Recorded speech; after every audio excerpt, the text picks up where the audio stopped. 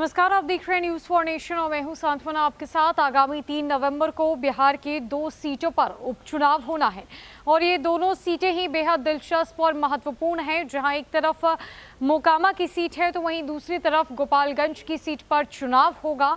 और जहां एक तरफ मोकामा की सीट पर बाहुबलियों की पत्नियों का चुनावी मैदान में आगाज हो चुका है, तो वहीं दूसरी तरफ गोपालगंज की सीट की बात करें तो गोपालगंज में जहां बीजेपी के पूर्व विधायक स्वर्गीय सुभाष सिंह की पत्नी कुसुम देवी मैदान में है, तो वहीं दूसरी तरफ आरजेडी से मोहन प्रसाद गुप्ता मैदान में है। और इन्हीं सब के बीच अब तेजस्वी यादव के मामा यानी कि साधु यादव ने अपनी पत्नी इंदिरा देवी को बसपा से टिकट दिलवाकर गोपालगंज के मैदान में उतार दिया है। सवाल कई तरह के हैं। यहाँ पर देखने वाली बात तो यह है कि क्या बीजेपी को गोपालगंज की जनता से सहानुभूति मिलती है या फिर वहां जातीय समीकरण आरजेडी साधने में कामयाब होगी, या फिर साधु यादव अपने ही भांजे तेजस्वी यादव पर भारी पड़ेंगे। एक तरफ जहां लालू परिवार वर्सेस साधु यादव है तो दूसरी तरफ जनता की सहानुभूति है, जातीय समीकरण है।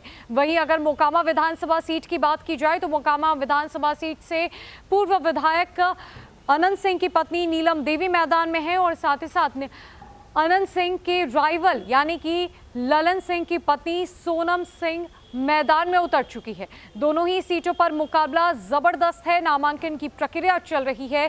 3 नवंबर को चुनाव होगा, जिसके बाद पूरी स्थिति साफ हो जाएगी कि आखिरकार इस वर्चस्व की लड़ाई में सीट किसके खेमे आती है।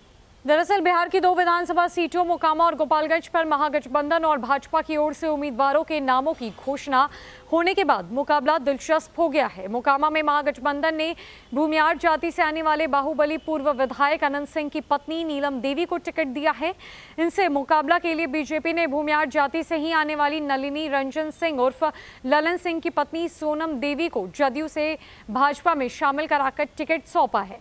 भाजपा वहां बाहुबल का जवाब बाहुबल से देना चाहती है। मोकामा की जातीय संरचना ऐसी है कि महागठबंधन और भाजपा दोनों को भूमियार उम्मीदवार ही उतारना पड़ा। यहाँ 2 महाबली की पत्नियों के बीच की लड़ाई है।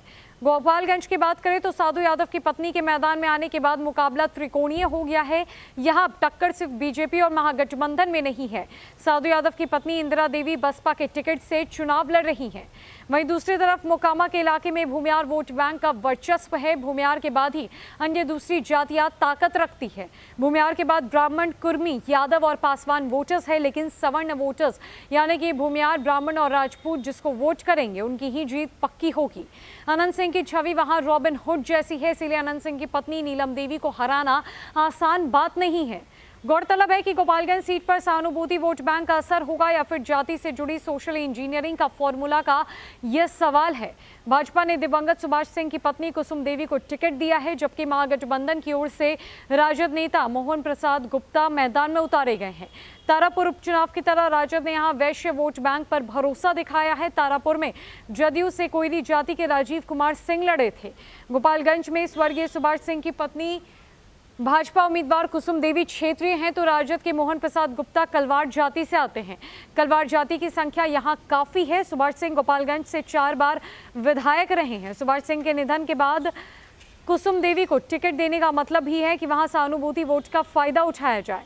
आमतौर पर उपचुनावों में सहानुभूति वोट का असर दिखाने का ट्रेंड रहा है, जिसमें जिनके निधन से सीट खाली होती है उनके परिजन ही चुनाव जीतते हैं। गोपालगंज और मोकामा ये दोनों सीटें ही बेहद दिलचस्प है और ये दोनों सीटों का इतिहास भी बेहद अनोखा रहा है।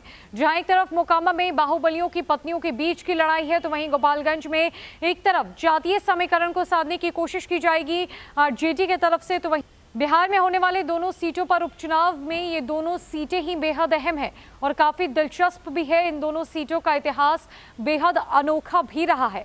जहां एक तरफ मोकामा में 2 बाहुबलियों की पत्नियों के बीच की लड़ाई है, तो वहीं दूसरी तरफ गोपालगंज में जहां आरजेडी जातीय समीकरण साधने की कोशिश करेगी, तो वहीं बीजेपी सहानुभूति वोट लेने की कोशिश कर रही है। और साधु यादव की पत्नी के आ जाने के बाद से त्रिकोणीय मुकाबला शुरू हो चुका है। अब देखना यह है कि आखिरकार इन दोनों सीटों पर किसकी जीत होती है। फिलहाल के लिए इस अपडेट में इतना ही। नमस्कार।